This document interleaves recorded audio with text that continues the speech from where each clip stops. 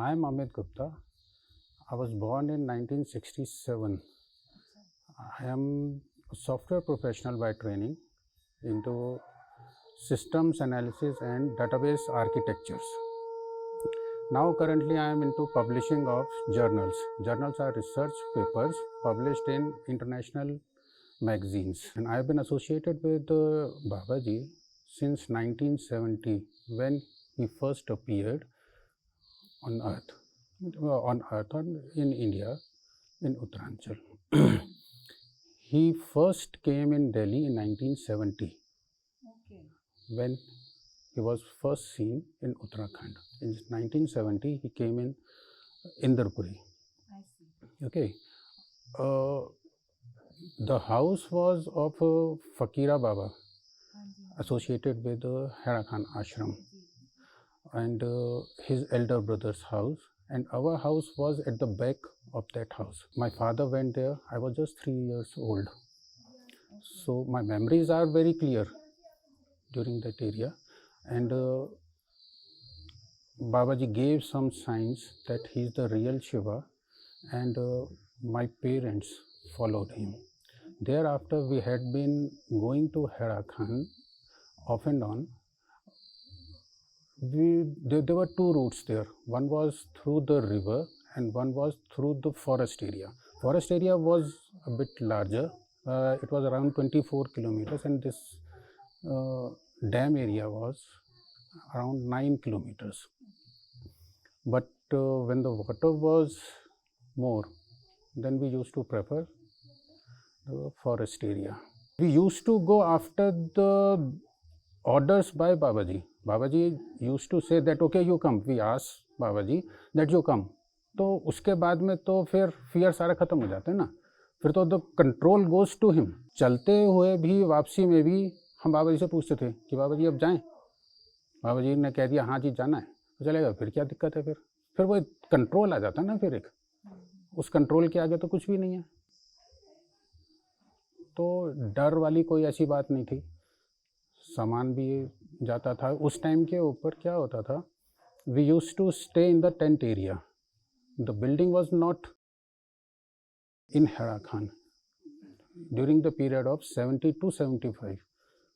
Okay. तो जो main मंदिर एरिया है दैट वाज ओनली डेवलप्ड. वहाँ पर एक हॉल था, उसी के अंदर ही ज़्यादातर वहाँ पर रुकते थे. वन डे आई रिमेंबर, वहाँ पर गौतमी गंगा बहुत तेज़ बह रहा था. बारिश तूफान बहुत ज़्यादा था. हम ऊपर वाले एरिया के अंदर थे, हॉल के अंदर. तो वहाँ पर हमने देखा गुफा के अंदर से वाटर वाज गशिंग आउट. मतलब वो वाला अभी तो जैसे बंद है ना, वहाँ पर उसे ब्लॉक कर दिया गया है गुफा एरिया को. उस टाइम पे वो ऊपर तक कैलाश तक खुला हुआ था. जहाँ पर बाबा जी पहले प्रकट हुए थे वो वाला एरिया से नीचे गुफा तक का एक पूरा ओपन एरिया था. तो बाद में उसको बंद कर दिया गया ताकि था कुछ जो भी रीज़न हुए हों. तो वहाँ से भी पानी मतलब इतना था कि वहाँ से एकदम से निकल के आते. इतना ज़्यादा उफान के ऊपर थी नदी. तो डर वाली तो कोई बात ही नहीं थी. और हम लोग ज़्यादातर वहाँ पर जो रहते थे during that period 70 to 75 I suppose, वहाँ पर टेंट एरिया के अंदर रहते थे. कोई कंस्ट्रक्शन नहीं था.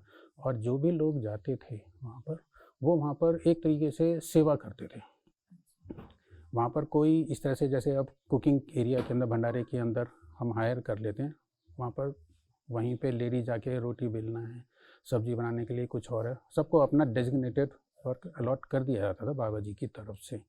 कुछ मेहनत करने वाले हैं, वो बिल्डिंग बना रहे हैं. हम लोग क्योंकि छोटे थे उस टाइम पे, we used to go in the forest area to plug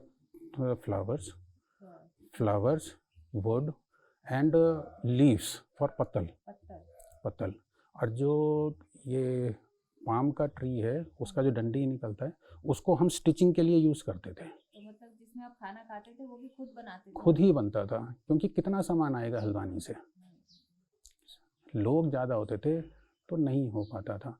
तो पत्तल भी हम उसके अंदर से बनाते थे. जो जिसकी कैपेसिटी होती थी वो उसके अंदर से उसको करता था. तो रेडीमेड वहाँ पर उतना ज़्यादा उस पीरियड में नहीं होता था.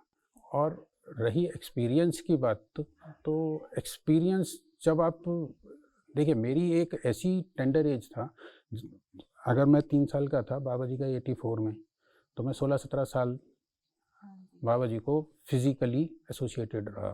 तो वो एक एज होता है जो टीनेज वाला एज होता है ना, जो इधर-उधर डिफ्लेक्ट ध्यान होता है फिर, भटकता है ना? ध्यान भटकता है और वो कहीं भी कहीं पे भी हो सकता है। लेकिन फैमिली वैल्यूज़ उतनी थी, फादर मदर के साथ में, बाबा जी के साथ में एसोसिएट हुए, कि वो उतना ज़्यादा कुछ ऐसा हुआ नहीं। और वहीं से हमने पूजा की विधि सीखी, डिवोशन देखा वहाँ पर, फादर मदर का डिवोशन है, बाबा जी की तरफ है, तो उसमें क्वेश्चंस उतने ज़्यादा नहीं एरप्ट होते कि हमने करना क्या है, किस तरफ जाना है। एक्सपीरियंसेस के अंदर सी एक्सपीरियंसेस क्या होते हैं कि आपको वो महसूस करने पड़ते हैं। वहाँ पर सिर्फ एकदम से ऐसा नहीं है कि ये चीज़ हो रहा है तो हमने एकदम से देख लिया, सूरज उग रहा है, वो तो एक चमत्कार हो रहा है कि कैसे उठ रहा है, वो एक चमत्कार हो रहा है, नेचुरल है। या जैसे और साधु लोग करते हैं कि हाँ जी हाथ के ऊपर कुछ जमा दिया, दिस इज़ मैजिक, और वो कह दिया कि हाँ जी ये ठीक है, ये हो गया। लेकिन जो एक्सपीरियंस होता है ना, वो अपने आप महसूस किया जाता है। आपके ऊपर क्या कैसे क्या कृपा होती है, कृपा को आपने महसूस करना है। मेरा अपना पर्सनल तो यही है कि यूथ को चेंज करने की बजाय पेरेंट्स को चेंज होना चाहिए।